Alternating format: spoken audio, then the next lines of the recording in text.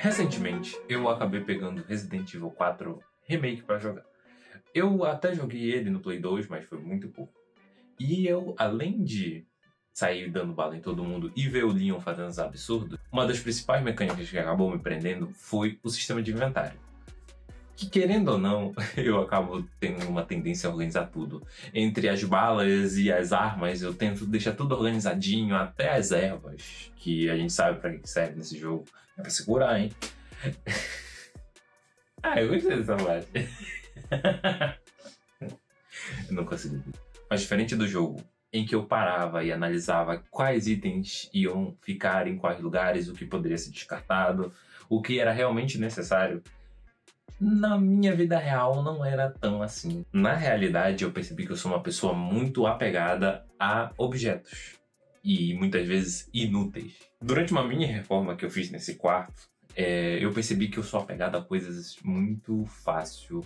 Eu chorei para me desfazer de coisas e as coisas que nem tinham utilidade. Como caixa de produtos que eu nem tinha mais. E entre cartinhas que recebi quando eu era mais novo, ou até itens que não faziam mais sentido, um mouse quebrado, até poeira, se bobear, eu tava me apegando do ritmo que tava. Tá rindo aí? Eu tô rindo porque eu lembrei do dia que a gente achou essa carta. Que você ganhou, eu acho que na, sei lá, 7ª série. Foi? Não sei. Não me lembro. Não tinha data lá, então... Não tinha data. Eu tava com cara de coisa de... eu acho que era... Deve ser Se bem que você não comia ninguém. Eu falei, desculpa, isso foi grosseiro da minha parte. Você não pegava ninguém antes de ficar um gostoso. Minha namorada falando isso. Acho que a única coisa que deu errado nessa faxina foi que eu joguei o seu documento do trabalho fora. Então eu tinha que mudar essa situação. E eu precisava achar um jeito de descartar as coisas que não fossem realmente necessárias, sem descartar o que poderia ser importante, não é mesmo? Brigando comigo, só porque eu joguei o contato dele fora.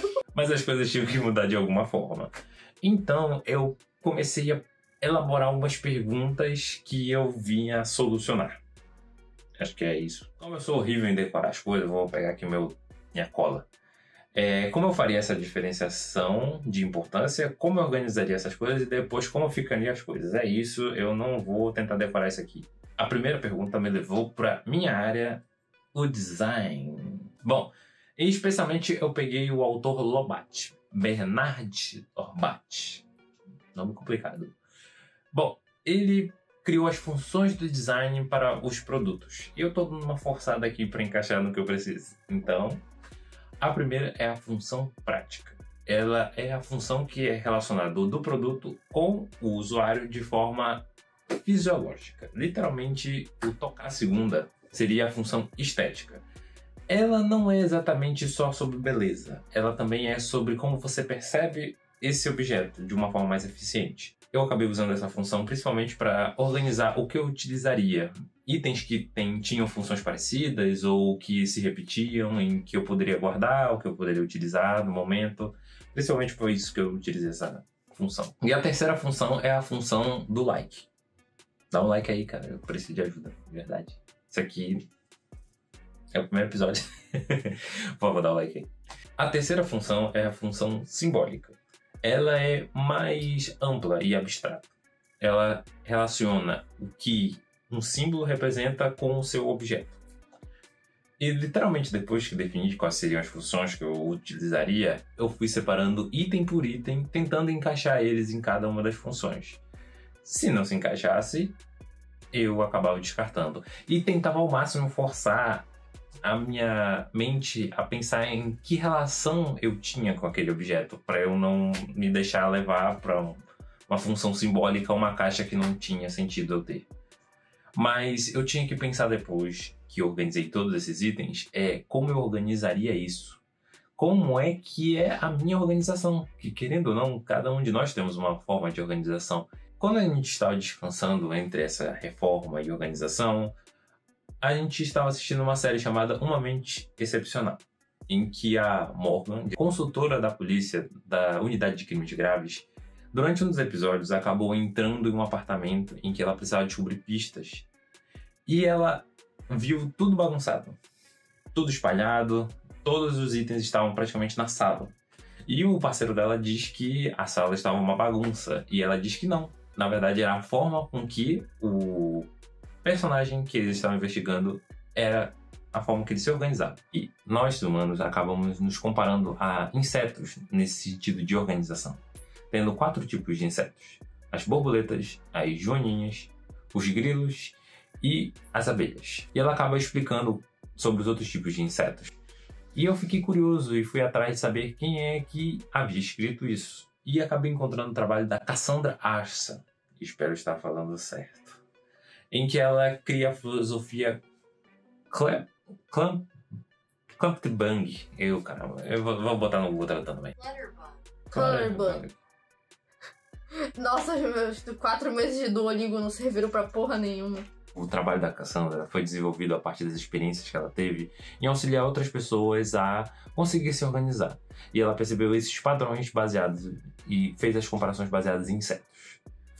Sendo o trabalho dela considerando as abelhas como pessoas que se organizam e de forma metódica e gostam de ter as coisas um pouco à vista. As joaninhas também têm uma relação um pouco mais bagunceira, elas gostam de esconder a bagunça em caixas e locais que não possam ser visíveis de primeiro momento. Os grilos, que têm um local específico para cada item e que aproximam itens de valor sentimental para próximo. E as borboletas que, como foi visto na série, a tendência é de colocar à vista todos os itens para ter acesso rápido e fácil. Eu pensei que eu sou uma abelha porque você falou que eu era um grilo. Só que aí eu resolvi pensar sobre isso. Mas você quer as coisas à vista também, eu já percebi. Não, então. Não é nem por isso. É porque, tipo assim, na teoria ela fala que os grilos tendem a querer tudo muito organizado, muito limpo. Sim. E os itens de valor sentimental, eles geralmente colocam perto e à vista. Só que eu não tenho esse problema. Até meus itens que têm um certo valor sentimental, eu preciso que eles tenham um lugar pré-definido. Sim. Tudo meu tem que estar num lugar pra eu saber onde ele tá. Sim. Eu sei onde tá tudo que é meu. Se você me perguntar onde tá alguma coisa, eu vou saber te responder de cabeça. Sem precisar ir lá olhar. Eu preciso. Uma vez o armário quase me engoliu.